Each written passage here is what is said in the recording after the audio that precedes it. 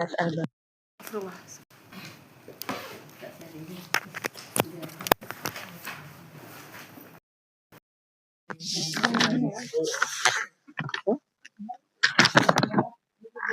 62.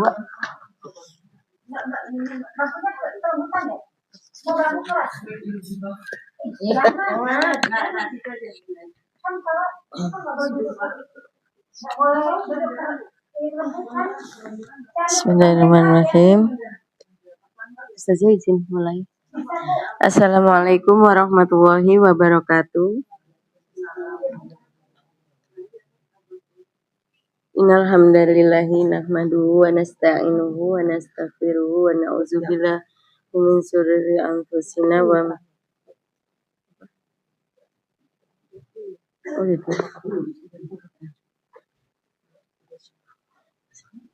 Innal hamdalillahi nahmaduhu wa nasta'inuhu wa nastaghfiruhu wa na'udzubillahi min syururi anfusina wa min sayyiati a'malina. May yahdihillahu fala mudilla lahu wa may yudlil fala hadiyalah. Asyhadu an la ilaha illallah wa asyhadu anna Muhammadan abduhu wa rasuluh. Ya Nabi ba'da. Yang saya hormati dan saya sayangi Ustazah Rani, yang saya hormati dan saya sayangi Saibul Bait Bunda Marni, dan yang saya hormati dan saya sayangi ibu-ibu semua yang hadir di sini. Marilah kita panjatkan puji syukur kepada Allah Subhanahu wa taala atas semua nikmat yang telah kita terima mulai dari kita dilahirkan sampai pada saat ini, terutama nikmat iman, nikmat Islam, nikmat kemudahan kita untuk melangkahkan kaki kita menuju majelis ilmu ini.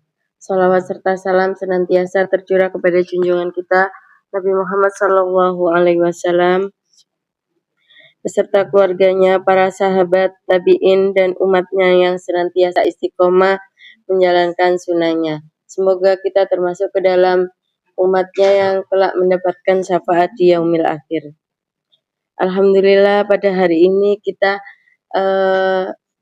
perdana ya Ustazah mulai kembali majelis taklim An-Nadwa. Semoga ini merupakan awal dan kita akan senantiasa menuntut ilmu melalui kajian majelis taklim ini.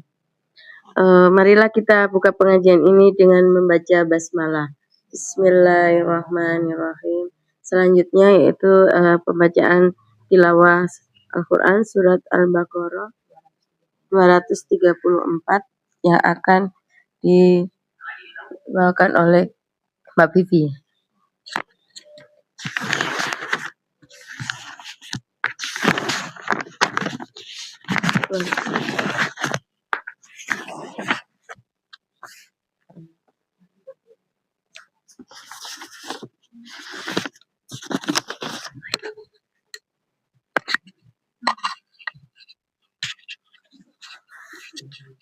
A'udzu billahi minasyaitonir rajim.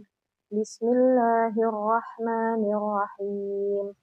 Walladzina yatawaffawna minkum wa yadharuna azwajan yatarabbasna bi anfusihinna arba'ata ashhurin wa 'ashra.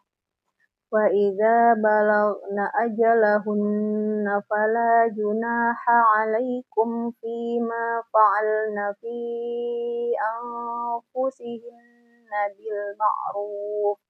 Wallahu bima ta'maluna khabir. Wala junaha 'alaikum fima aradtum bihi min khitbatin nisa'i aw aknantum fi anfusikum. Alimallahu annakum satadhkurunahunna walakin la tuwa'iduhunna sirran illa an taqulu qawlan ma'rufa wa la ta'zimu uqdatan nikahi hatta yablughal kitabu ajalah. واعلموا أن الله يعلم ما في أنفسكم فاحذروه واعلموا أن الله غفور حليم. صدق الله العظيم.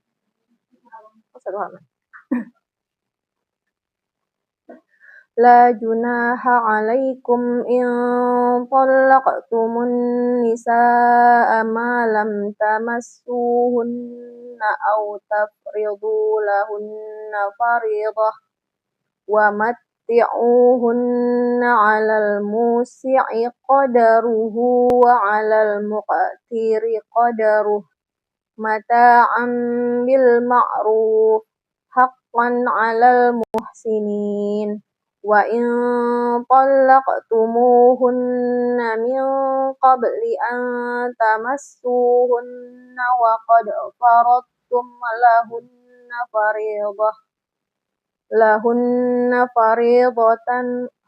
لهن فريضة فنصف ما فرضتم إلا أن يعفون أو يعفو الذي بيده عقدة النكاح وأن تعفوا أقرب للتقوى ولا تنسوا الفضل بينكم إن الله بما تعملون بصير.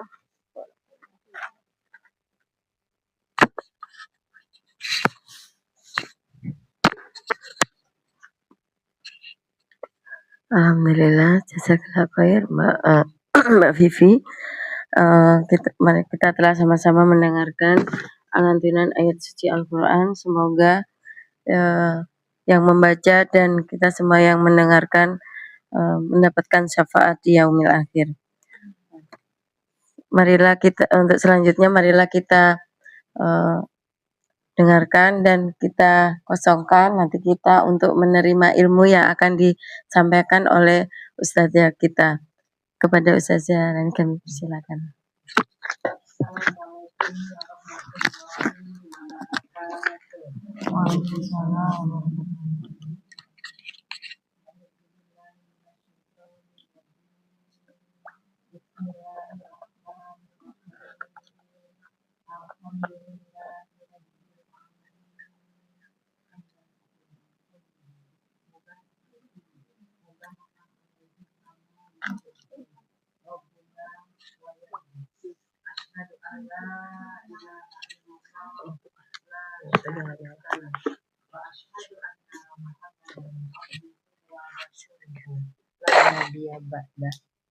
Alhamdulillah, segala puji dan syukur kehadirat Allah Subhanahu wa Ta'ala. Allah yang Maha Rahman, Allah yang Maha Rahim, Allah yang telah memberikan kepada kita kehidupan di dunia ini, dan dalam kehidupan ini Allah curahkan rahmat dan kasih sayangnya, perlindungan dan penjagaannya. Semoga kita semua menjadi abdan syakura, hamba-hamba yang selalu bersyukur dan selalu ingat akan nikmat yang telah diberikannya kepada kita semua. Salam dan sholawat juga kita sampaikan kepada Nabiullah Karim wa Rasulahu Sayyidina Muhammad abdika wa nabiyika wa rasulika nabiyil ummiyi wa ala alihi wa sahbihi wasallim. Semoga kecintaan kita kepada beliau dan ketundukan hawa nafsu kita kepada ajaran yang beliau bawa menjadikan terbukanya pintu-pintu mahabbah Allah, ya, pintu-pintu maghfirahnya dan pintu-pintu rahmatnya. Amin ya rabbal alamin. Alhamdulillah, yang saya sayangi Ibu Marni selaku Ketua Majelis Taklim An-Nadwa dan Sahibul Bait, juga ibu-ibu yang tergabung dalam Majelis Taklim An-Nadwa, teriring doa semoga Allah muliakan ibu-ibu semua dengan iman, ilmu dan amal. Semoga kehidupan kita di dunia ini akan mengantarkan kepada kebaikan hidup di akhirat kelak, dan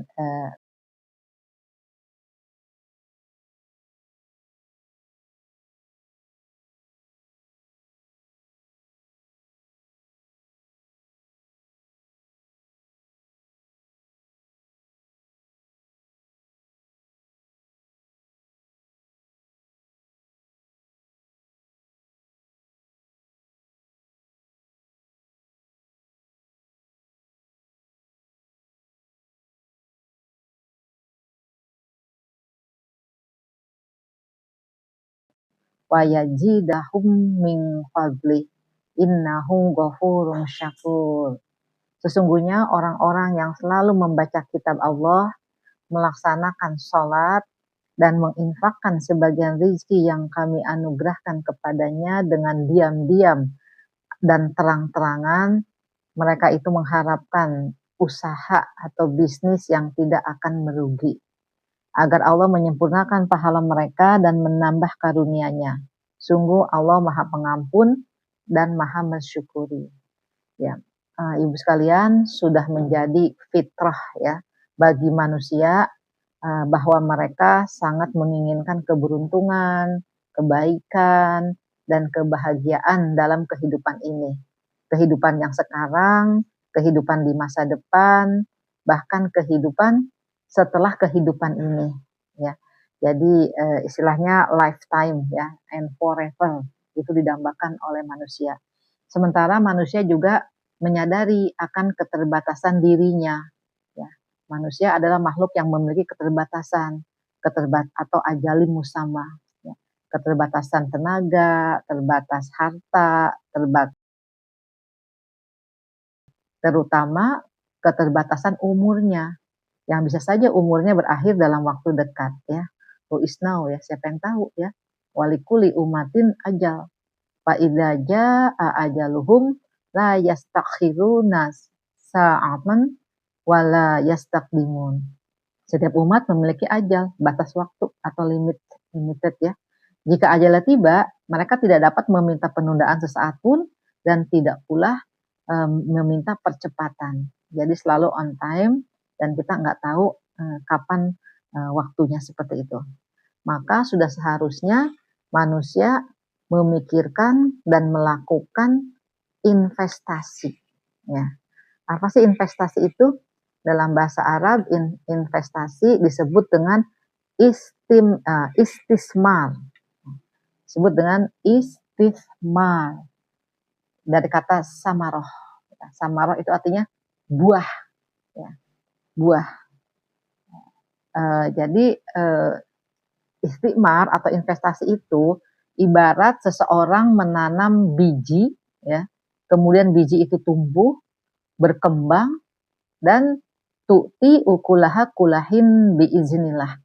Kemudian pohon itu berbuah, ya, dan berbuahnya setiap musim. Jadi walaupun dia sudah tidak menanam lagi, tapi pohonnya dia tetap bisa menikmati buahnya ketika musimnya tiba. Misalnya kalau orang menanam mangga ya, dari sebuah biji dari sebuah biji ditanam kemudian tumbuh ya, dan kemudian dia bisa berbuah. Nah, ketika berbuah itu maka setiap musim mangga itu buahnya akan dia nikmati ya, walaupun dia sudah tidak melakukan penanaman lagi ya, dia cukup merawatnya, mungkin pohon mangga mah suka nggak disiramin ya kalau udah besar. Kenapa dia nggak disiramin? Karena dia memiliki akar tunjang. Jadi walaupun tidak disirami, dia tetap dapat air ya untuk kehidupannya. Jadi ya tinggal ngeliat-liat aja gitu ya sambil menikmati hasilnya. Itu namanya investasi atau istismar. Ya. Kemudian jadi investasi adalah kegiatan menanamkan sesuatu yang dijadikan modal atau aset ke dalam suatu instrumen dengan tujuan apa? Tujuan investasi mendapatkan keuntungan. Ya. Keuntungan yang berlipat ganda. Keuntungan ini dapat dinikmati di masa sekarang, masa depan, ataupun setiap masa, ya, dengan terpenuhinya kebutuhan dirinya, jadi terjaminlah masa depannya, seperti itu. Tujuan investasi kayak gitu ya. Kemudian investasi juga melindungi apa yang kita miliki dari penyusutan atau kerugian, atau dari berkurangnya nilai atau manfaat pada sesuatu yang kita miliki itu. Kan biasanya ada penyusutan ya, atau kalau dalam ekonomi namanya inflasi ya.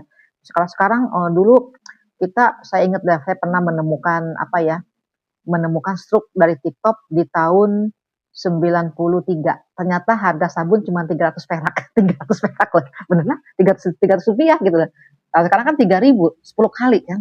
Paling murah seperti itu, Masya Allah. Jadi kan pasti menyusut ya. Mobil kita menyusut mungkin. Kalau rumah pasti berkembang terus ya. Kalau rumah harganya makin naik ya. emas juga kan makin naik. Nah, seperti itu. Nah, jadi tadi ya, untuk yang mungkin yang fungsi ketiga, investasi itu untuk menambah aset, menambah pertambahan nilai baik secara kualitas atau kuantitas pada sesuatu yang kita tanamkan itu, ya. Kemudian mungkin tujuan investasi yang keempat adalah akan mendapat pendapatan pasif atau disebut kalau ekonomi passive income, ya. Jadi walaupun dia tidak melakukannya lagi, tapi dia tetap mendapatkan keuntungannya. Itu tujuan sebuah investasi, ya. Manusia adalah makhluk yang selalu menghitung untung dan rugi, ya Bu. Karena kita diberikan wahadainahu najdain. Kita tuh diberikan dua jalan, untung rugi, surga neraka, baik buruk, ya seperti itu. Karena itu seharusnya manusia selalu mempertimbangkan, ya, mempertimbangkan semua yang dilakukannya dan berusaha agar semua yang dilakukannya menjadi investasi yang akan menguntungkan, ya. Nah, yang kita perlu ketahui bahwa bukan hanya harta yang bisa diinvestasikan, ya, tetapi hal-hal lain juga bisa diinvestasikan, dan dalam kajian ini yang kita investasikan adalah ilmu seperti itu. Nah, bahkan untuk zaman ini berinvestasi ilmu lebih mudah, tanda kutip ya, daripada berinvestasi harta, ya. Walaupun keuntungannya juga sama atau lebih, bahkan manfaatnya juga sama besarnya, ya. Kenapa investasi ilmu lebih mudah di zaman ini? Karena Rasulullah bersabda, inna baina yadas saati juhurul kolam. Sesungguhnya di antara tanda-tanda datangnya hari kiamat adalah bermunculannya atau merebaknya kolam. Kolam itu apa? Pena, alat tulis. Jadi kalau dulu alat tulis namanya pena, ya seperti itu. Mungkin keyboard juga termasuk pena ya, karena dia kan bisa menuliskan. Nah seperti itu. Jadi yang dimaksud dengan bermunculannya juhurul kolam adalah bermunculannya karya tulis dan penyebarannya, ya. Juga dijelaskan dalam suatu hadis lain, seorang sahabat berkata, inna min asyrotis sa'ah, ya, sesungguhnya di antara tanda-tanda kiamat, ya, ayak surat tijar, yaitu merebaknya perdagangan, ya, merebak perdagangan. Dulu waktu di tempat saya ya, waktu saya datang masih indah tuh, masih banyak rumah-rumah di jalan-jalan ya. Tapi sekarang sudah hampir 98% rumah-rumah itu sudah jadi toko. Jadi sebenarnya itu toko, nggak ada rumah lagi, ya. Dan dulu kalau kita, misalnya saya ingat ya, dulu kalau di Tanah Abang tuh ada lo dasar 100.000 3 gitu, cukup nyaman. Sekarang mah nggak perlu ke Tanah Abang. Di sini pun banyak dasar 100 dasar yang cengdem ibaratnya kayak gitu ya, yang itu dapat gitu ya, kaos-kaos juga yang tanya di Tanah Abang. Juga misalnya kafe-kafe yang dulu hanya ada di HI atau di Tamrin ya, sekarang udah banyak tuh kafe-kafe. Bahkan di Permata Depok itu banyak ada beberapa kafe ya di dalam perumahan tersebut. Sini belum ada ya, perumahan ini. Ada juga ya seperti itu ya. Jadi kedai-kedai kopi itu sudah banyak ya. Dan banyak wanita yang bekerja ya, untuk membantu perekonomian keluarga. Tentu tanda kiamat itu nggak harus buruk ya. Wanita bekerja ya nggak buruk, karena memang walaupun wanita nggak wajib mencari nafkah, tapi nggak ada ayat dan hadis yang melarang wanita untuk bekerja. Bagi kita para konsumen memudahkan. Dulu misalnya dulu saya sering ngeliat ya, ada orang belanja satu mixer aja ke Glodok ya. Kenapa? Karena lebih murah. Sekarang mah udah ada Glodok di Depok. Harga Glodok, harga grosir. Sekarang sudah ada seperti, jadi memudahkan kita ya. Nah kemudian yang banyaknya pedagang dan merebaknya ilmu. Wa yajharul ilmi, ya. Dan merebaknya ilmu. Artinya merebak itu apa ya? Bertebaran. Ya. Ilmu sangat bertebaran. Ya. Dan walau alam, ya, banyaknya media ilmu, ya, banyaknya sarana ilmu. Misalnya di zaman sekarang ini. Di zaman sekarang itu sekolah banyak, ya. Pesantren banyak. Majelis taklim banyak, ya. Di Depok aja dulu aja ya, udah ada 3.000 majelis taklim kaum ibu. Dulu pada tahun berapa ya? Sebelum tahun 2025 deh. Tahun 2008 kali ya. Itu saya mendata majelis ilmu di Depok tuh sudah ada 3.000. Ini ada 2 kapan berdirinya? Tahun berapa? 2013. Berarti kalau bernama An-Nadwah jadi 3001. Masih banyak. Jadi banyak itu ya. Jadi banyaknya pesantren, banyaknya ulama ya. Coba banyaknya ulama, para ustaz aja banyak banget ya, seperti itu. Dari yang muda, yang tua, yang perempuan, pokoknya banyak banget para ulama ini, para ustaz-ustazah. Dan kemudian ternyata bersamaan dengan itu juga sarananya banyak ya. Dulu ada percetakan, sehingga buku-buku dicetak, sehingga penyebaran kan semakin luas ya. Begitu ada fotokopi, difotokopi semuanya. Dan sekarang sejak ditemukannya internet makin merebak lagi. Ilmu itu bisa didapatkan ya atau disebar melalui media sosial, melalui IG, melalui Facebook, melalui WhatsApp ya, dan bermacam-macam ya, seperti itu. Jadi bayangkan kalau dulu tuh Imam Syafi'i hanya untuk mendapatkan satu hadis aja, beliau melakukan perjalanan yang sangat panjang ya. Katakan Imam Syafi'i harus pergi ke Irak, pergi ke Yaman, memperluas keilmuan fikih dan hadis ya, dan bertemu dengan para ulama, apalagi Imam Bukhari. Imam Bukhari itu pada usia 16 tahun melakukan perjalanan ke Makkah. Kemudian beliau mengelilingi beberapa negeri ya, dari Hijaz, Makkah, Madinah, Irak, Baghdad, Basrah, Kufah, Mesir, Syam, hingga wilayah Persia dan Khurasan. Padahal beliau tinggalnya di Uzbekistan, nah seperti itu, di desa Buharo. Nah seperti itu. Menaiki kendaraan, jalan kaki, melintasi jarak ribuan kilometer untuk mendapatkan satu buah sanad hadis ya. Dilakukan dengan berjalan kaki, naik onta, kapal, atau ikut rombongan dagang. Itu berlangsung berbulan-bulan hingga bertahun-tahun ya. Walaupun hal ini masih kita lakukan ya, kita masih melakukan hal ini, kita juga datang kepada para ulama, menghadiri majelis ulama, atau kita menghadiri suatu tempat ya untuk belajar, untuk mengambil ilmu, ini masih kita lakukan. Tetapi dipermudah ya, dipermudah. Coba misalnya kalau kita mengetik e-book dari Fathul Bari, itu kita dapat sudah langsung 7.367 hadis hanya dengan mengetik. Nggak usah pergi bertahun-tahun gitu. Ibu kalau mau hadis ya, sebanyak 7.000 itu ketik aja Fathul Bari, PDF-nya ada, atau apa sih namanya, e-booknya ada ya, seperti itu. Mudah sekali. Kalau saya mencari misalnya, saya mau kajian tentang ini nih, Mar'atus Sholehah, tinggal Mar'atus Sholehah, langsung muncul hadisnya, gampang. Kalau saya bikin PPT nih untuk ke kantor, saya bikin PPT, saya tinggal ngetik ya, tolong buatkan kajian tentang Mar'atus Sholehah dengan dalil dari Al-Quran dan hadis, kemudian dan satu misalnya Mar'atus Sholehah pengertiannya, kemudian ciri-cirinya, tantangannya, ya, pokoknya pakai metode SWOT gitu ya, langsung dalam waktu nggak 5 menit muncul seperti itu. Saya tinggal ngeliatin ini benar nggak hadisnya, ini benar nggak, seperti itu. Kalau saya bikin sendiri, saya ngetik sendiri nih 2 jam atau 3 jam lebih, bisa lama. Saya ngambil dulu template-nya, saya ngambil gambarnya, saya copy paste hadis-hadisnya dari buku hadis tuh lama kan 2 jam. Tapi kalau enaknya, bahkan kalau Dola juga gitu, Dola, tahu nggak kamu?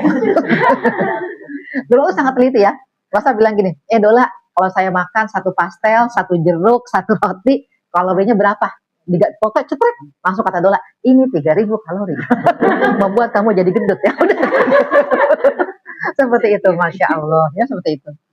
Nah, itu jadi bahkan sekarang kita bisa via Zoom berhadapan dengan syekh-syekh yang mengajar di Universitas Al-Azhar. Dan saya juga menjadikan saya mahasiswa abadi. Ya, sampai sekarang saya masih menjadi mahasiswi gitu ya.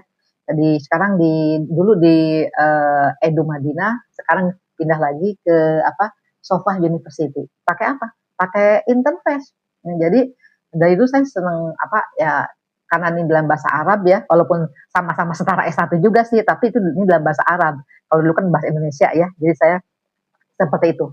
Jadi menjadikan saya terus-menerus menjadi mahasiswa abadi. Maksud itu ya. Nah, jadi kita ini yang hidup di abad 21 ini menjadi saksi hidup bagi benarnya nubuah Rasulullah. Rasul 1400 tahun yang lalu mengabarkan tentang hal ini. Kalau zaman dulu mungkin mereka bingung, Gimana ilmu gampang? Kalau kita pengen ilmu kita sudah datang jauh-jauh ya, lewat gurun pasir untuk mendapatkan sebuah ilmu, dengerin gitu. Karena ulama juga jarang-jarang kan terpencil-pencil seperti itu ya, kayak gitu. Nah, jadi marilah kita melaju dengan keistimewaan zaman ini. Jangan sampai malah kita tergilas dengan zaman ya. Mari kita investasi ilmu mumpung kita masih ada umur dan zamannya sedang kondusif sebelum dimanfaatkan oleh dajjal. Bisa jadi internet itu dimanfaatkan oleh dajjal. Karena hadis-hadisnya gitu kan. Dajjal tuh selama 40 hari, tapi efeknya luar biasa. Mungkin dia pakai siaran langsung kali podcast ya. Ya, jadi kalau ada podcast Dajjal, channelnya Dajjal, Facebooknya Dajjal, IG-nya Dajjal, jangan diklik dia.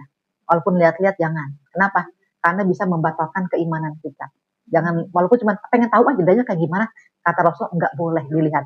Kalau memang kita tahu kan Dajjal itu kalau bagi orang beriman, Dajjal langsung kelihatan ada tulisan kafir di dahinya. Keimanan orang yang iman sedikit aja dia ngeliat ada tulisan kafir. Nah, ketika kita lihat di dahinya ada tulisan kafir, ya udah jangan lihat majelisnya. Jauh-jauh aja hindarkan. Nah, seperti itu. Dan kan nanti kan semua agamanya Islam.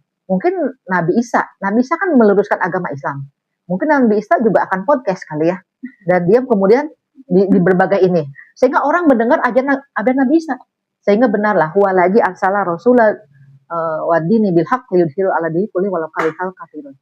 Maka dialah yang mengutus Rasul dengan benar dan agamanya untuk dimenangkan atas segala agama.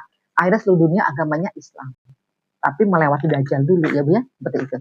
Nah, karena ada tanda kiamat lain. Kenapa kita berpacu dengan waktu? Karena ada tanda kiamat yang lain.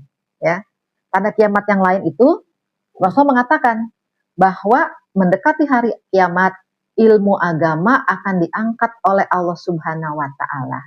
Nah, hadisnya adalah min asyratis saati ayyurfa'al ilmi wa yashbutal jahlu. Di antara tanda-tanda kiamat adalah hilangnya ilmu dan tersebarnya kebodohan. Ya. Kalau sekarang kan ilmu masih banyak Ibu ya, kita gampang mencari ilmu tersebut. Ya. Kita tinggal buka.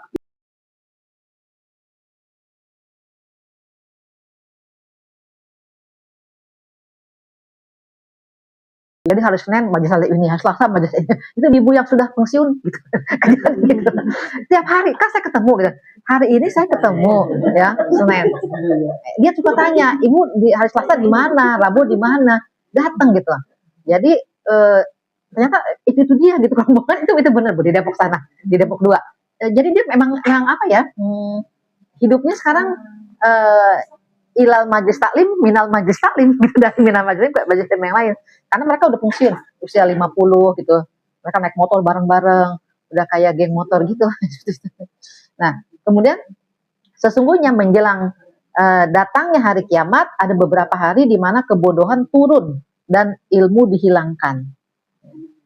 Nah, dan Rasul mengatakan sesungguhnya Allah mencabut ilmu sekaligus para hamba. Akan tetapi Allah mencabut ilmu dengan mewafatkan para ulama. Ya, jadi para ulama diwafatkan, sehingga mereka tidak lagi bisa konfirmasi. Para ulama ini benar nggak sih hadisnya? Nggak ada, karena semua ulama diwafatkan. Jadi mumpung ulama belum diwafatkan masih banyak, ya seperti itu. Sehingga tidak tersisa lagi seorang yang alim, seorang yang berilmu. Maka manusia akan menjadikan orang-orang bodoh sebagai pemimpin. Ya. Lalu mereka ditanya, kemudian mereka akan memberikan fatwa tanpa ilmu. Maka mereka akan sesat lagi menyesatkan orang lain. Ya. Jadi memang ulama juga tempat konfirmasi. Benar nggak ayat tersebut? Buktinya ternyata AI juga ChatGPT ya, iseng masukin ya. 5 ulama besar. Saya tulis A misalnya Idun MZ. 2 misalnya yang udah meninggal ya. Yang 2 misalnya siapa tuh yang artis itu? Ustadz ya pokoknya seperti itu. Saya tulis 5 ya. Terus Salimuti yang udah meninggal semua. Yang kemudian Arifin Ilham. Udah yang kelima saya tulisin nama tetangga saya. Saya masukin ChatGPT ya. Udah saya tanya lagi, ChatGPT sebutkan dong 5 ulama yang sudah meninggal. Tetangga saya ikut juga. Berarti ChatGPT itu memberikan kesimpulan atas yang ada gitu.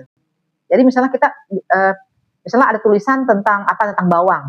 Semua dia mengumpulkan tulisan tentang bawang. Jadi ketika kita baca tentang bawang, langsung keluar tuh semua tulisannya ya. Dan dia menyebut sumbernya kan ini dan seperti itu ya. Jadi ketika ada yang masukin salah, gimana kalau ada orang memasukkan salah? Misal rukun iman itu ada 6, dia tulis rukun iman ada 8. Terus disebarkan banyak. Rukun iman ada 8, rukun iman ada 8. Yang ke-7 dan ke-8 dia tuliskan semua dia. Maka nanti ketika kita cek GPT atau Dola atau AI yang lainnya, berapa rukun iman? Keluarnya 8. Atau minimal antara 6 dan 8. Ya masih nggak pasti kayak gitu. Karena ada 6, ada juga yang masukin 8. Nah, seperti itu. Akhirnya rajulah masyarakat. Nah, seperti itu ya. Karena itu benar kata kata Ali bin Abi Thalib, ikatlah ilmu dengan menulis. Walaupun sekarang, artinya kita harus ada. Kan kalau backbone itu kan internet nanti kan tergantung dengan listrik. Nah kalau listrik padam, semua ilmu di reset. Nah kita kelabakan. Ilmu gak ada lagi nih. Kita siap, kan ilmunya via HP, gitu. Ilmunya di laptop. Nah seperti itu. Ya. Kemudian dan peringatan Allah, fala taghurrannakumul hayatud dunya wala yaghurrannakum billahil ghurur. Maka jangan sekali-kali kamu terperdaya oleh kehidupan dunia dan jangan sampai kamu terperdaya oleh penipu dalam mentaati Allah. Masya Allah ya. Jadi ternyata ada penipu dalam mentaati Allah Subhanahu Wa Taala. Ya, artinya dia golongan sesat ya seperti itu dipasukan. Nah kemudian kita lihat juga surat Fatir. Ya, surat Fatir ayat 37. Wahum yastorihuna fiha. Rabbana akhrijna na'mal solihan ghairal ladina kunna na'mal. Awalam nu'ammirkum ma yatazakkaru fihi ma yatazakkaru waja'akumun nadhir. Faduku fama lidzolimina min nasir. Dan mereka berteriak dalam neraka. Jadi ada para penghuni neraka yang berteriak, ya Rob kami, keluarkanlah kami dari neraka. Niscaya kami akan mengerjakan kebaikan yang berlainan dengan yang telah kami kerjakan dahulu. Jadi artinya mereka meminta kepada Allah dikeluarkan dari neraka, dan nanti kalau dikeluarkan mereka akan beramal dengan amal yang berlainan dengan yang dulu ketika hidup di dunia. Apa dikatakan oleh Allah? Awalam nu'ammirkum ma yatazakaru fihi mang tazakkar. Ya. Bukankah kami telah memanjangkan umurmu untuk dapat berpikir bagi orang yang mau berpikir. Gimana dia bisa berpikir? Orang ilmunya nggak ada. Ya, seperti itu. Padahal telah datang kepadamu seorang pemberi peringatan. Maka rasakanlah azab kami, bagi orang-orang zolim tidak ada seorang penolong pun. Apalagi kalau kita lihat ya, ada ayat yang berbunyi, fa'amma man sakulat mawazinuh. Ya. Maka adapun orang yang berat timbangan kebaikannya, ya. Jadi ada orang yang datang kepada Allah dengan berat timbangan amal kebaikannya. Maka kata Allah, fahuwa fi 'isyatir radiyah. Maka dia berada dalam kehidupan yang memuaskan. Kemudian wa amman khafat mawazinuh. Adapun orang yang datang kepada Allah dengan timbangan amal yang ringan, ya. Fa umuhu hawiyah.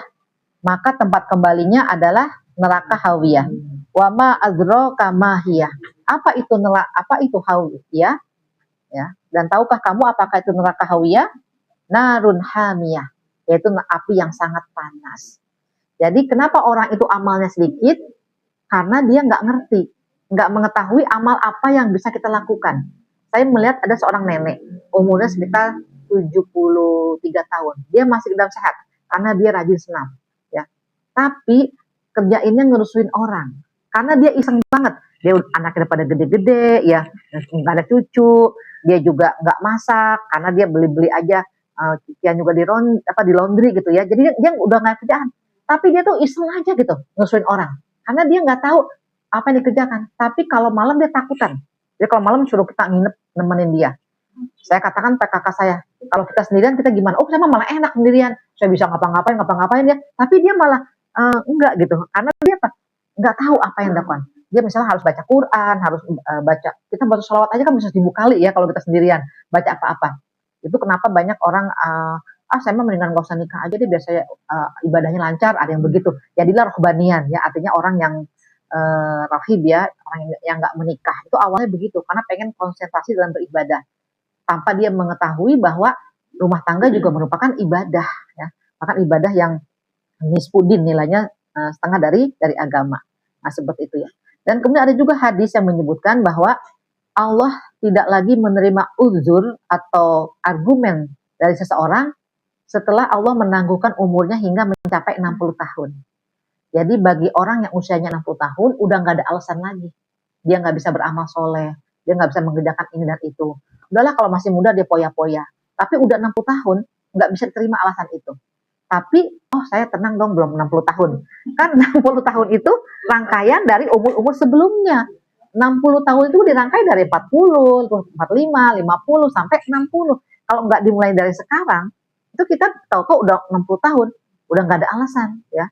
Ya Allah aku nggak bisa begini karena aku gini, nggak usah gini, nggak diterima ujur-ujurnya, ya seperti itu. Nah kalau gitu investasi ilmu mulai dari mana ya? Jadi sebenarnya investasi harta juga bagus Bu ya, investasi apapun bagus asalkan niatnya lillahi ta'ala. Nah, apa sih bagaimana investasi ilmu dimulai dari mana? Karena investasi itu bukan hanya sekedar menabung atau mencari keuntungan cepat.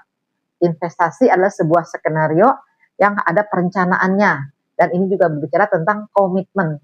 Jadi dalam investasi itu memang ada komitmen ya, bukan hanya menyimpan, menabung, menumpuk ilmu, bukan. Ya. Nah, kita bisa berinvestasi ilmu dengan yang langkah pertamanya adalah dengan menjadikan diri kita seorang muslimah yang mencintai ilmu dan semangat meraihnya. Nah, jadi investasi ilmu dimulai dengan cara menjadikan diri kita sebagai seorang muslimah yang mencintai ilmu dan semangat untuk meraihnya. Jadi cinta agar terasa indah dan semangat itu untuk komitmen kita. Baru investasinya berhasil. Nah, apa yang membuat kita mencintai ilmu? Mencintai ilmu dan semangat untuk meraihnya. Pertama, kita sangat mencintai ilmu karena ilmu itu menghindarkan kita dari buruknya kebodohan, dari perihnya kebodohan. Ya. Itu ilmu bisa menjadikan kita terhindar dari hal tersebut. Nah, disebutkan keberadaan wanita bodoh itu pertama menyusahkan suaminya. Kedua, akan merusak anak-anaknya. Yang ketiga, menyengsarakan umat ya, atau membinasakan umat. Apa yang bisa umat dapatkan dari seorang wanita bodoh? Dia hanya menggiring kepada kerusakan. Ya. Nah, ketika seorang wanita smart, ya, charming, atau cerdas, atau pintar, maka dia akan membawa umat ini juga ke arah kebaikan, ya, ke kebaikan. Kemudian apa ya? Tanda-tanda wanita yang bodoh. Ya. Wanita yang bodoh itu tidak dapat memilah mana yang baik maupun mana yang buruk. Jadi bagi dia baik buruk kayaknya sama aja deh, beda-beda tipis ya, gitu ya, seperti itu. Bingung antara yang salah dan yang benar. Jadi dia grogi untuk melangkah. Karena dia belum tahu ini salah yang benar gimana sih, nggak pasti gitu ya. Kemudian mudah ditipu. Dia mudah ditipu. Mudah terpengaruh dan suka mengada-ngada. Jadi kadang-kadang dia mengada-ngada dalam ibadah, dalam atau manipulatif ya, seperti itu. Zalika bi anahum qaumul la ya'lamun. Demikian itu disebabkan mereka adalah kaum yang tidak mengetahui atau tidak berilmu. Bahkan Nabi Musa itu berdoa ya. A'udzubillahi an akuna minal jahilin. Aku berlindung kepadamu ya Allah agar tidak menjadi salah seorang dari orang-orang yang bodoh itu. Sampai Nabi Musa pun berlindung dari kebodohan. Siapa wanita bodoh ya? Dalam terminologi Islam, wanita bodoh ada 4 jenisnya. Pertama, yang tidak tahu apa-apa. Ini adalah kebodohan yang mutlak. Ya. Kebodohan absolut. Dia nggak ngerti apa-apa. Kemudian, dia mengerti sesuatu, tetapi pengertiannya salah. Mengerti sesuatu, tapi pengertiannya salah. Misalnya dia mengerti cara merebus merebus kacang. Ternyata kacangnya direbusnya tuh nggak jadi, nggak pakai garam, jadi kacangnya hambar. Kayak gitu, kalau itu dalam masakan kayak gitu kali ya. Dia bilangnya bisa ya, tapi ternyata pengertiannya itu salah. Kemudian adamu ma'rifah bilhaq, tidak mengenal kebenaran. Jadi seseorang yang tidak mengenal kebenaran itu juga bodoh. Ini bodoh tingkat 3. Ya, tingkat 1 itu adalah tidak tahu apa-apa. Tingkat 2 mengetahui apa-apa, mengerti sesuatu tapi salah pengertiannya. Yang ketiga tidak mengenal kebenaran. Yang keempat tidak mengamalkan kebenaran yang sudah diketahui. Dan tambahan yang kelima, tidak mengajak orang kepada kebenaran. Jadi kalau dia tahu sebuah kebenaran, tapi dia tidak mengajak orang lain untuk mencintai kebenaran, nah, maka dia juga termasuk bodoh. Walaupun bodohnya mungkin tingkat 5 ya, yang paling ringan. Itu. Dan kemudian ada lagi pendapat dari ulama-ulama bijak. Mereka mengatakan orang yang bodoh itu bisa marah tanpa sebab. Jadi kalau kita marah ada sebabnya, Bu. Kita nangis, kata suami nanya, kenapa nangis? Nggak tahu. Pokoknya pengen nangis aja. Nggak boleh. Kita nggak boleh berada dalam sesuatu yang tanpa judul. Ya. Jadi tidak boleh berada dalam zona tanpa judul. Harus ada temanya. Jangan kita dibilang, ini kamu lagi tidur apa enggak sih? Jangan dibilang tidur enggak, dibilang melek juga enggak. Tapi ngawang-ngawang. Jadi harus ada judulnya. Ya. Jadi kemudian berbicara tanpa ada manfaatnya, sama ya. Kan setiap pembicara itu akan dinilai, tapi dia bicara nggak ada manfaatnya, itu kan merugikan dirinya sendiri. Kemudian memberikan sesuatu tidak pada tempatnya, nggak proporsional, ya. Dalam memberi, ya, semua orang diberi, ya. Kemudian kadang-kadang semua orang nggak diberi, jadi kayaknya di ekstrim gitu ya, karena nggak pada tempatnya. Ya. Mengumbar rahasia kepada siapapun, gitu ya. Bu, ada rahasia, tapi jangan rahasia. Itu tau lah. Ketika kita melakukan itu, berarti kita bodoh. Pahit banget kan, seperti itu. Ya. Mudah percaya kepada siapapun. Wah, semua orang dipercaya. Bagi dia semua orang tuh baik. Nah, gitu. Jadi sedang kekurangan waspada. Kan harus husnuzon. Gitu. Karena dia hanya berasal harus husnuzon. Sehingga dia percaya pada semua orang. Nah, itu sebenarnya bukannya dia nggak suzon, tapi dia karena kebodohan. Ya. Karena dalam Islam juga ada namanya waspada, ya. Bukan suudzon, tapi waspada. Nah, dia percaya semua. Ada dia ketipu lagi. Hidupnya seperti itu. Ya. Karena mudah percaya pada siapapun. Ya. Kemudian tidak mampu membedakan mana yang teman dan mana yang musuh. Ya. Tidak membedakan mana teman dan mana musuh. Dari fenomena pun dia tidak melihat ya. Kayaknya dia kayaknya potol, atau potol singkatan, polos dan mungkin orang lagi dia lugu gitu. Singkatan lugu apa ya? Nggak pegang ngomongnya. Nah, cuma cepat menjawab tanpa pikir panjang. Ya, jadi dia asal komentar aja. Ya, sekarang tuh lihat ya, bagaimana kita lihat para netizen yang bodoh dan netizen yang cerdas tuh kelihatan dari komennya. Ya. Kemudian kebodohan adalah penyakit, kata Imam Ghazali ya. Wal jahlu da'un qatilun wa shifa'un. Kebodohan adalah penyakit. Dan penyakit yang mematikan. Jadi kebodohan adalah penyakit yang mematikan. Obatnya ada nih. Obatnya adalah 2 perkara yang disepakati. Yaitu nas Al-Quran dan sunnah. Itu obat kebodohan. Ya, Al-Quran dan sunnah. Dan dokternya adalah dokter ini. Dan dokternya adalah seorang alim yang robani. Ya. Watoyibu, ya. Dan dokternya adalah seorang alim, seorang yang berilmu, yang robani, yang berkarakter keilahian. Nah, jadi kebodohan yang harus dihilangkan dari diri kita adalah jahlu fil uluhiyah. Kebodohan dalam ketuhanan. Nggak boleh kita nggak kenal Tuhan. Kemudian jahlu fil hakimiyah. bodoh terhadap hukum-hukum Allah. Hukum Allah tuh ada wajib, ada sunnah, makruh, mubah, batil, sahih, ya, haram, itu banyak ya. Nah dia nggak ngerti, itu nggak boleh kita bodoh dalam maksud siapapun kita, ya. Apakah kita tukang insinyur, ya, apa kita ibu rumah tangga, ya, karena itu kan. Ya. Kemudian yang ketiga, jahlu fil akhlak, bodoh dalam masalah akhlak dan adab. Jangan sampai kita menjadi minim akhlak. Karena ketika melewati siratal mustaqim, akhlak yang baik banyak menyelamatkan manusia. Seperti itu. Ya. Ini pertama, 3 kebodohan yang tidak boleh ada pada seorang muslim. Ya.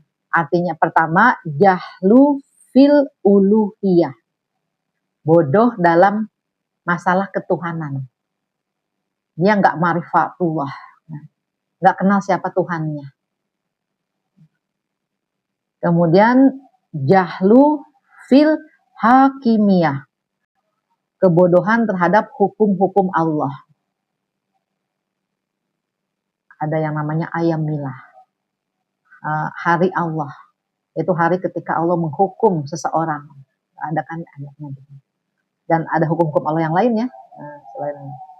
Kemudian yang ketiga, al-jahlu fil akhlak, bodoh dalam masalah akhlak.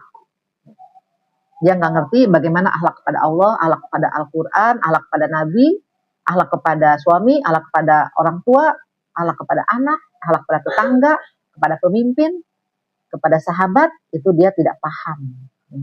Itu tidak boleh. Harus menghilangkan 3 kebodohan ini. Mungkin kita nggak sanggup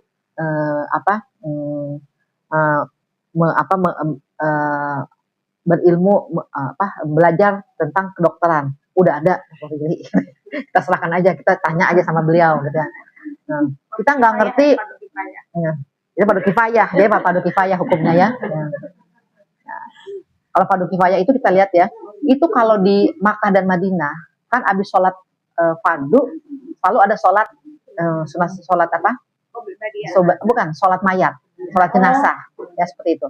Dan banyak orang Indonesia tetap mereka melaksanakan rawatib ba'dah, ya. Jadi mereka meninggalkan sholat jenazah. Padahal sholat jenazah itu hukumnya fardu kifayah. Sedangkan rawatib itu ba'da wa qabla, ya, itu hukumnya sunnah hukumnya. Nah, yang sunnah nggak akan bisa menghilangkan ya tidak pernah lebih besar daripada yang wajib. Jadi kalau ada sholat jenazah itu hukumnya fardu kifayah. Sedangkan sholat rawatib yang qobla dan ba'da itu hukumnya sunnah muakkad. Ya. Dan ada nanti sholat sebelum asar itu goiru muakkad. Nah kalau kita nggak ngerti kan kita akan meninggalkan amal-amal tersebut sampai menyesal. Ya Allah, kembalikan aku ke dunia. Nanti aku akan beramal dengan amal yang selama ini tidak aku kerjakan. Akan seperti itu. Ya, ada penjelasan seperti itu dalam surat Al-Mu'minun ayat berapa ya? Ayat 100 itu mereka menyesal karena pengen minta dikembalikan ke dunia. Nah, jangan sampai kita menyesal. Tapi orang yang beriman dan beramal soleh, mereka betah di surga dan nggak mau balik lagi. Itu bedanya ya, seperti itu. Nah, kemudian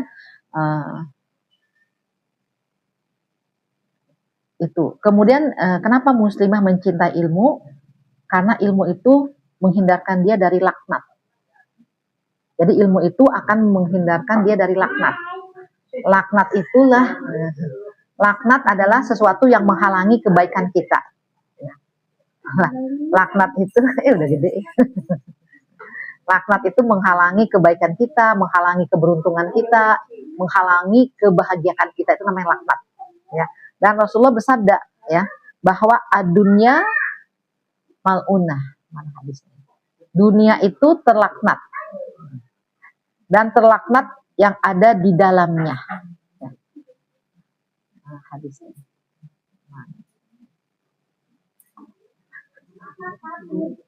Apa kamu? Nah, ini dia belum mengerti. Kalau ibu-ibu ngomong kabur, nah baru.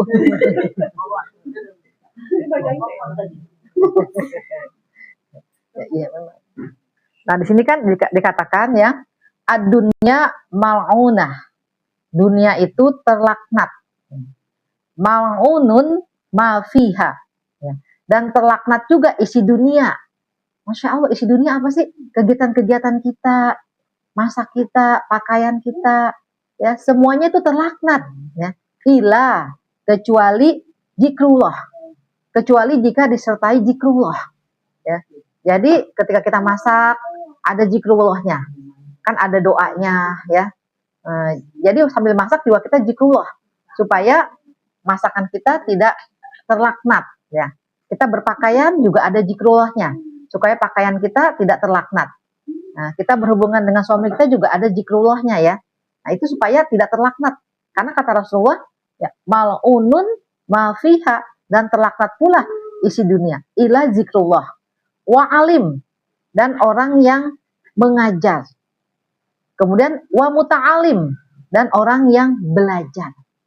Jadi ternyata kegiatan zikrullah, ya, mengajar dan belajar itu menghilangkan laknat dunia. Nah, jadi ibu-ibu ada di sini sementara terhindar dari laknat dunia. Nanti kalau pulang ke rumah tetap berzikir supaya laknat dunia tidak menyertai kita. Ya. Jadi kan ada di dalam Islam itu ada doa after, before dan after. Dan doa sedang berlangsung itu ada. Kan zikrullah itu kan sepanjang kegiatan kita kan. Alazina yazkurunallaha qiyama wa qu'udan wa ala qulubihim. Jadi zikir itu setiap duduk, berbaring, berjalan, tetap berzikir. Ya, jadi itu supaya kita terhindar dari laknat dunia. Ya. Kemudian berikutnya muslimah mencintai ilmu karena dia mengetahui keutamaan ilmu. Jadi dia mencintai ilmu dan semangat untuk meraihnya karena dia memahami dan mengerti tentang fadilah ilmu. Ya. Pertama, ilmu itu merupakan jalan mudah menuju surga. Bahkan seorang ustadz mengatakan, kalau kita sedang menuntut ilmu, berarti kita sedang mendapatkan akses ke surga dengan cepat. Jalan pintas ke surga dengan cepat. Kita aksesnya VIP. Ya, jadi sangat istimewa. Ya. Ini dari sebuah hadis, ya. Hadisnya sudah terkenal, ya. Man salaka tariqan yatlubu fihi ilman salakallahu bihi tariqan min turukil jannah. Barang siapa menempuh jalan untuk mencari ilmu, maka Allah mudahkan baginya di antaranya jalan menuju surga. Mudah-mudahan keberadaan ibu di sini adalah pertanda bahwa Allah sedang memudahkan jalan ibu ke surga. Amin. Jadi kalau mau masuk surga tanpa ribet, ya tanpa kisruh, maka cintailah majelis-majelis ilmu. Ya. Dan dikatakan juga majelis ilmu itu sebagai taman-taman surga. Ya. Jadi sebelum kita masuk ke surga, kita berada di tamannya dulu. Taman itu memberi kesan adem, memberi kesan teduh, ya, seperti itu. Nah, kemudian sesungguhnya malaikat meletakkan sayapnya sebagai tanda ridho pada penuntut ilmu. Ya, ternyata malaikat itu ridho. Kalau malaikat itu kan makhluk yang pintar, yumirotin pastawa. Malaikat itu pintar. Gimana nggak pintar? Orang malaikat tuh menguasai ilmu fisika, kimia, gitu. Bagaimana malaikat dengan ilmu fisika dan kimianya merubah merubah biji menjadi pucuk, ya, atau akar. Gitu. Kemudian buah yang menumbuhkan buah, itu kan kerjaannya malaikat. Ya. Kemudian dari buah yang hijau menjadi kuning, itu kerjaannya malaikat semuanya. Menyembuhkan angin supaya terjadi persilangan, ya, kalau dalam biologi, ya, penyembuhan, ya, itu kan kerjaannya malaikat. Menurunkan hujan, kerjaannya malaikat. Pakai rumus-rumus gitu, ya, seperti itu. Nah, maka orang yang pintar dalam Islam itu seperti malaikat, ya. Dan maka malaikat itu ridho, sangat pro kepada orang yang ikut ilmu. Sesungguhnya orang yang berilmu dimintai ampun oleh setiap penduduk langit dan bumi, sampai ikan pun yang berada dalam air memohonkan ampunan. Masya Allah. Jadi kita petakan dalam hati kita bahwa ketika kita dalam majelis ilmu, maka kita sedang didoakan, ya, dimohonkan ampunannya oleh para ahlus samawati wal ard, ya, para penduduk langit dan bumi. Sesungguhnya keutamaan orang yang berilmu dibandingkan dengan ahli ibadah adalah seperti perbandingan bulan di malam Badar dan bintang-bintang lainnya. Sesungguhnya ulama adalah para pewaris ilmu. Ulama adalah para pewaris Nabi. Nah, jadi ketika kita meraih ilmu, kalau kita bilang menuntut ilmu, kata Cah Lontong, kok ilmu dituntut sih? Emang ilmu salah apa? Jadi saya senangnya dengan meraih ilmu aja ya, bukan menuntut ilmu. Kita berupaya untuk meraih ilmu, bukan menuntut ilmu ya. Seperti itu. Dan dikatakan jadi orang yang sedang meraih ilmu adalah sedang mewarisi para nabi. Karena nabi tidak mewarisi dinar, tidak mewarisi dirham ya. Yang mewarisi harta itu adalah korun. Maka disebut dengan harta korun, harta karun ya. Tapi nabi tidak mewariskan harta, tidak mewarisi dinar, tidak mewarisi dirham ya. Barang siapa yang mewariskan ilmu, sungguh ia telah mendapatkan keberuntungan yang besar. Ya, jadi barang siapa yang mewariskan ilmu, artinya kita mendapatkan ilmu ya, maka dia telah mendapatkan keberuntungan yang besar. Ini hadis Abu Daud. Kemudian disebutkan lagi bahwa sampai-sampai Nabi Ibrahim itu berdoa ya. Robbi habli hukma wa alhikni bisolihin. Ya Robku, berikanlah kepadaku hikmah ya, dan ilmu yang dapat mengantarkan diri beliau menjadi orang-orang yang soleh. Ya. Jadi ilmu dan hikmah. Kemudian dan ilmu yang dapat menjadikannya suri teladan dan buah tutur kata yang baik bagi generasi mendatang. Dan ilmu yang dapat menjadikannya sebagai para pewaris surga yang penuh dengan kenikmatan. Insya Allah ya. Jadi dikatakan seperti itu. Kemudian disebutkan lagi, orang yang berilmu itu ditinggikan derajatnya oleh Allah. Siapa yang ingin ditinggikan derajatnya oleh Allah? Manusia kadang-kadang pansos ya, karena untuk menjadi populer, ya, ingin mendapatkan strata yang tinggi. Tapi di sini ketika kita berada dalam majlis taklim, majlis ilmu, dalam surat Al-Mujadalah ayat 11 disebutkan, ya ayyuhalladzina amanu idza qila lakum tafassahu fil majalisi fafsahu yafsahillahu lakum. Hai orang-orang beriman, apabila dikatakan kepadamu berlapang-lapanglah dalam majlis, maka lapangkanlah. Niscaya Allah akan memberi kelapangan untukmu. Nah, ternyata ilmu itu bisa melapangkan kehidupan kita. Caranya kita juga melapangkan ilmu. Melapangkan ilmu artinya menyediakan waktu, tenaga, harta untuk ilmu, dilapangkan ya. Jadi kita dulu harus melapangkan waktu kita. Jadi ketika kita di majelis ilmu jangan gelisah ya, dilapangkan hatinya. Ya diluaskan hatinya. Sehingga nanti Allah akan memberikan hadiah, kita pun berjiwa lapang. Dan memang ketika orang sudah berilmu, dia pasti berjiwa lapang. Ya, kayaknya dia ketika ada yang ketemu, dia cuma ketawa aja. Masya Allah gitu ya. Itu lapang sekali, Bu. Tapi biasanya kalau orang yang nggak berilmu itu nafsuan. Pokoknya, nah kayak gitu ya. Pokoknya gitu. Dan kemudian, wa ijaki lang suju pang suju. Yarfa ilahi laji amanu minkum walajina utul ilma darajat. Wallahu bima ta'maluna khabir. Dan ketika dikatakan berdirilah kamu, maka berdirilah. Niscaya Allah akan meninggikan orang-orang yang beriman di antara kamu dan orang-orang yang diberi ilmu pengetahuan beberapa derajat. Jadi ada orang beriman, sama-sama beriman, satu berilmu, satu kurang berilmu, maka derajatnya lebih tinggi. Ya. Orang yang beriman dan berilmu ditinggikan derajatnya oleh Allah Subhanahu wa Ta'ala. Dalam kehidupan sehari-hari juga kita melihat ya, orang yang berilmu itu tinggi derajatnya.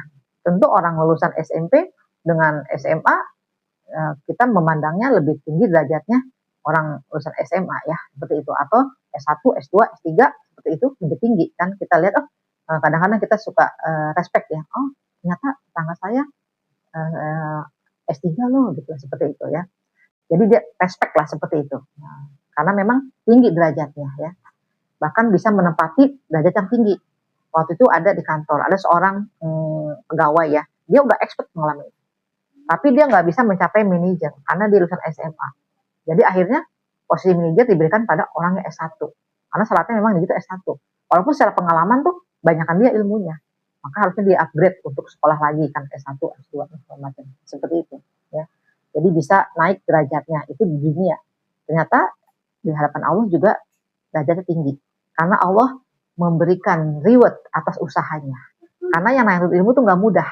Untuk ilmu tuh kita mengorbankan waktu, ya, mengorbankan tenaga, kalau kita berjalan, mengorbankan harta, mengorbankan apapun yang kita bisa untuk mendapatkan sebuah ilmu pengetahuan. Mengorbankan kuota, termasuk kan gitu. Kadang-kadang ada ilmu skip gitu.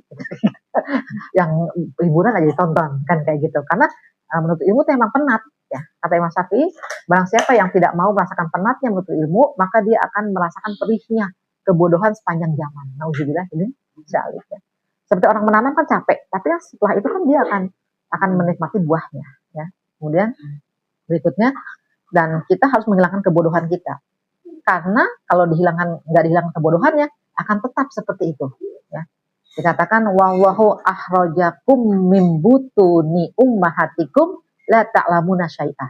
Dan Allah mengeluarkan kamu dari perut ibumu dalam keadaan tidak mengetahui sesuatu pun, ya. Bayi itu nggak tahu apa-apa. Tapi Allah ciptakan pendengaran, penglihatan dan perasaan. La'alakum tashkurun, agar kamu bersyukur. Nah, ini. Jadi ilmu itu aksesnya lewat penglihatan kita. Pendengaran kita. Makin banyak mendengar, makin banyak ilmunya. Makin banyak melihat, makin banyak ilmunya. Makin banyak merasakan, makin banyak ilmunya. Dan akan makin bersyukur kepada Allah Subhanahu wa Ta'ala. Jadi ilmu itu melahirkan rasa syukur kepada Allah Subhanahu wa Ta'ala. Orang yang tidak bersyukur, apa yang harus saya syukuri? Gitu. Itu adalah orang yang bodoh. Dia merasa nggak tahu apa yang harus saya syukuri. Kamu mah enak, udah punya rumah, udah punya suami, udah punya ini gitu. Pantas nggak bersyukur, aku gitu. Dia ternyata nggak tahu. Nah, itu kondisi itu berarti dia emang nggak mengerti, nggak tahu. Pada sebanyak banget yang bisa disyukuri, ya seperti itu. Ya.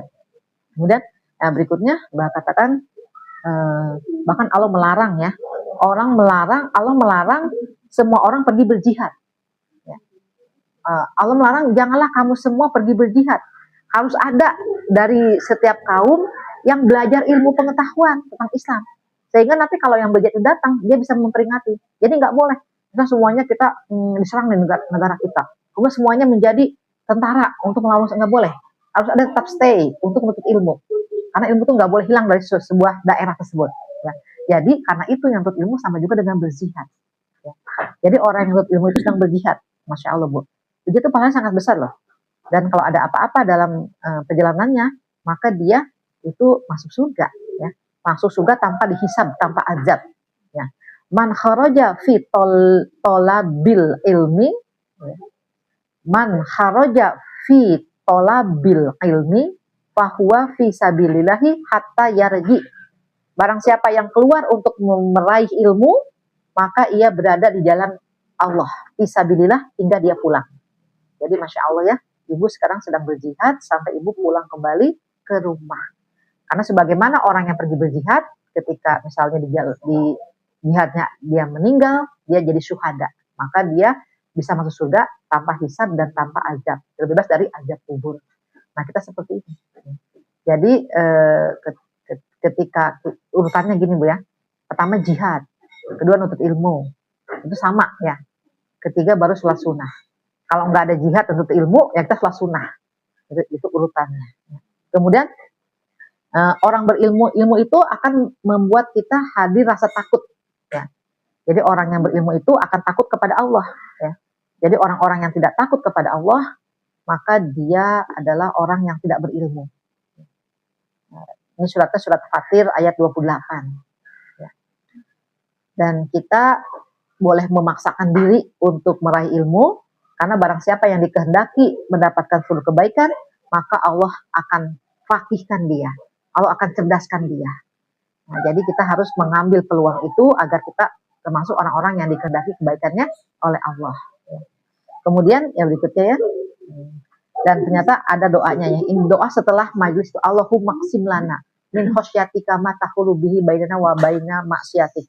Ya Allah, berikanlah aku rasa takut kepadamu yang akan menghindarkan aku dari berbuat maksiat kepadamu. Ya, seperti itu.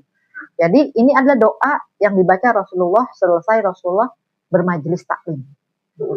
Doa ini juga terdapat di Khatmil Quran. Ya.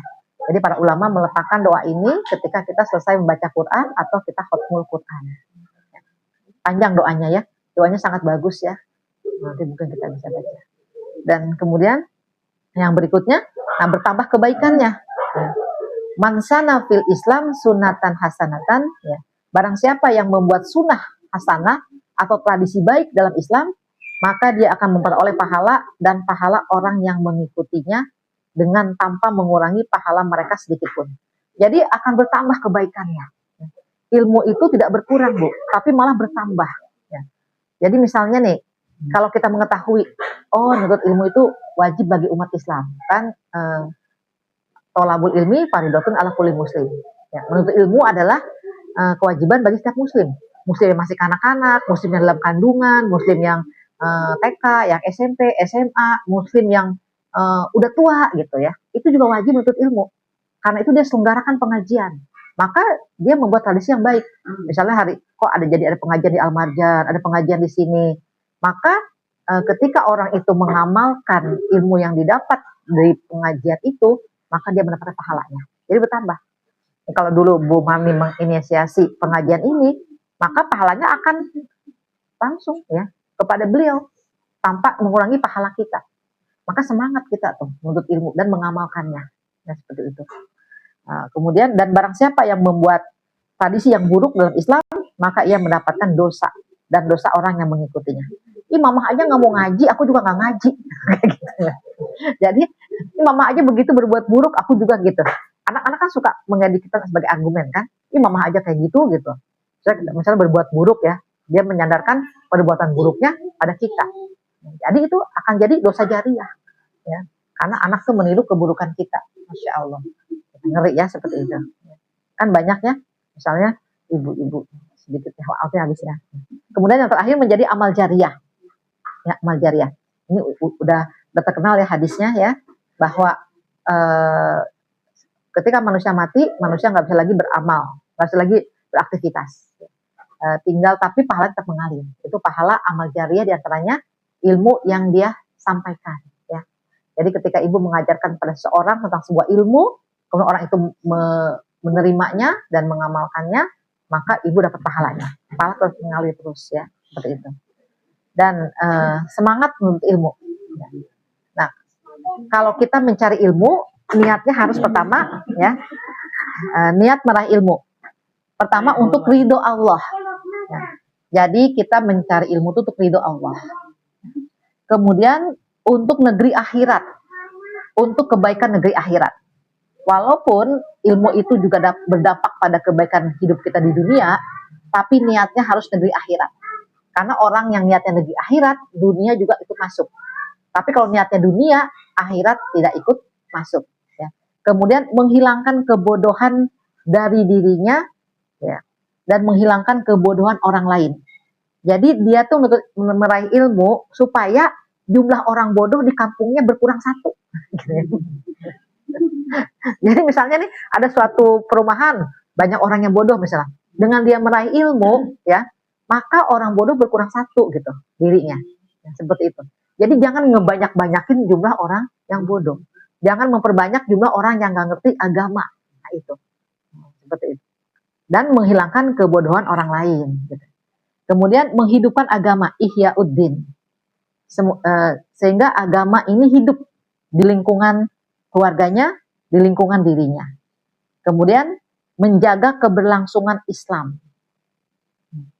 Jadi Islam itu akan tetap semarak, akan tetap eksis ya, ketika ada para pendukungnya.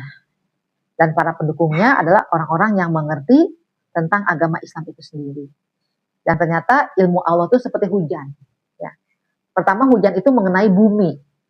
Ada hujan mengenai tanah yang baik. Tanah itu kemudian bisa menyerap air hujan dan bisa menumbuhkan pohon di atasnya. Itu yang paling utama. Jadi ketika dia mendapatkan ilmu, dia bisa belajar tahsin, kemudian dia belajar mengajarkan orang lain untuk tahsin. Nah, ibu-ibu yang sudah bisa tahsin, segera ajarkan siapa tetangganya kah, atau khodimatnya, atau temannya, gitu loh. Nah, bilang aja kan paling gampang gitu. Udah bisa baca Quran belum? Belum. Coba tes Al-Fatihahnya gitu ya. Oh salah tuh, kita ajaran kayak gini, itu bermanfaat. Jadi kalau ibu-ibu yang sudah baik baca Qurannya, silakan mengajarkan kepada yang lainnya, kepada anak-anaknya. maka itu berarti ibu tanah yang baik. Dan tanah yang kedua, tanah yang bisa menyerap air tapi nggak bisa menumbuhkan pohon di atasnya. Ya. Tapi dia masih bermanfaat karena tanah itu bisa menghasilkan air untuk keperluan manusia. Jadi dia nggak bisa menumbuhkan pohon, tapi dia bermanfaat gitu. Dia orang terhindar dari keburukannya dan orang mendapatkan kebaikannya karena dia ngerti gitu. Dia nggak bisa menyampaikannya, tapi dia ngerti sebagai tetangga yang baik. Aku harus berbuat baik pada tetangga. Dia mendapatkan kebaikannya. Dan aku nggak berbuat baik seperti itu. Dan kemudian tanah yang ketiga, tanah yang nggak bisa menyerap, tanah yang nggak bisa menumbuhkan. Dia seperti batu aja. Hujan di atas batu tuh nggak ninggalkan apa-apa. Yang ada adalah banjir. Nah, jangan sampai kita jadi tanah yang ketiga. Ya, yang bagus jadi tanah yang pertama, gitu ya. Nah, menjaga semangat untuk ilmu. Perbaiki niat, ingat keutamaan ilmu, bertemu dengan orang pecinta ilmu, hadiri majelis ilmu dengan rutin. Ya. Pilih guru yang kita cintai dan kita hormati. Dan nggak boleh gibahin gurunya. Ilmunya nggak berkah. Karena ilmu jadi nggak berkah gitu. Misalnya, emang sih kalau ngajarin mah dia bagus, tapi kalau masaknya tuh keasinan mulu. Coba tuh langsung gibahin.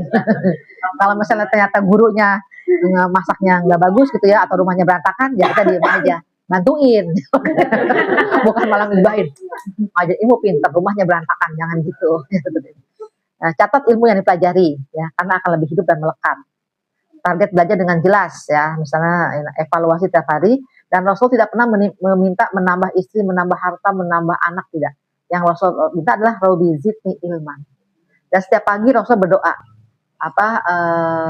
Allahumma ini as'aluka ilman nafi'ah, wa rizqan thayyiban, wa amalan mutaqabbalan. Karena kalau dapat ini berarti waktunya hidup tidak sia-sia.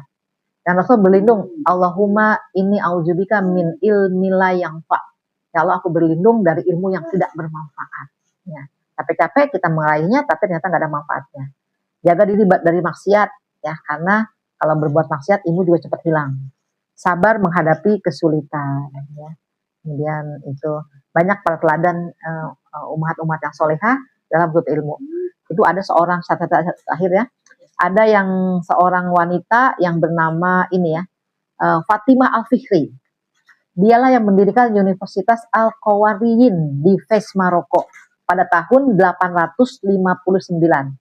Ini dianggap sebagai universitas yang pertama ya, sebelum Harvard, sebelum Oxford University. Ternyata penemunya adalah seorang wanita. Itu toga. Dulu kita waktu zaman kita lagi semangat-semangatnya ya, kita nggak mau pakai toga. Itu orang Yahudi, padahal dari Islam. Itu Fatimah. Itu yang namanya ada wisuda itu dari Fatimah. Sebagai membuktikan dia sudah berilmu, maka dia di wisuda ya.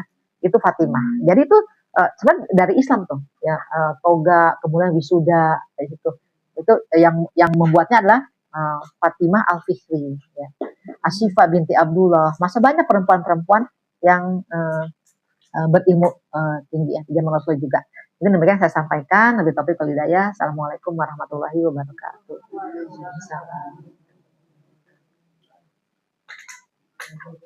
Alhamdulillah kita telah bersama mendengarkan materi. Semoga apa yang kita peroleh hari ini, ilmu yang disampaikan oleh Ustazah, menjadikan kita lebih menjadi wanita-wanita yang berilmu dan fakihah agar tidak terhadap hubungan terhadap hukum Allah dan terutama terhadap akhlak ya, karena kita sebagai ibu kan kalau umumnya kita pandai, pasti generasi berikutnya juga generasi yang kita lahirkan juga akan menjadi masalah, menjadi generasi yang ramai. Semoga majelis ilmu ini juga merupakan sarana untuk kita mengelola ilmu dan meraih kebaikan-kebaikan. Semoga kita senantiasa istiqomah untuk mendatangi majelis-majelis ilmu. Selanjutnya,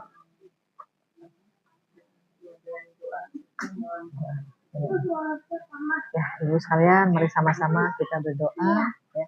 Semoga pahala yang kita dapatkan juga mengalir kepada kedua orang tua kita. juga kepada almarhumah di sekitar kita dan keluarga kita. A'udzubillahi minasyaitonirrajim. Bismillahirrahmanirrahim. Alhamdulillahirabbil alamin. La ilaha illallah wahdahu la syarikalah. Lahul mulku wa lahul hamdu yuhyi wa yumiit wa huwa ala kulli syai'in qadir. Alhamdulillah, subhanallah, walhamdulillah, wa la ilaha illallah, wallahu akbar. La haula wa la quwwata illa billahil aliyyil azim.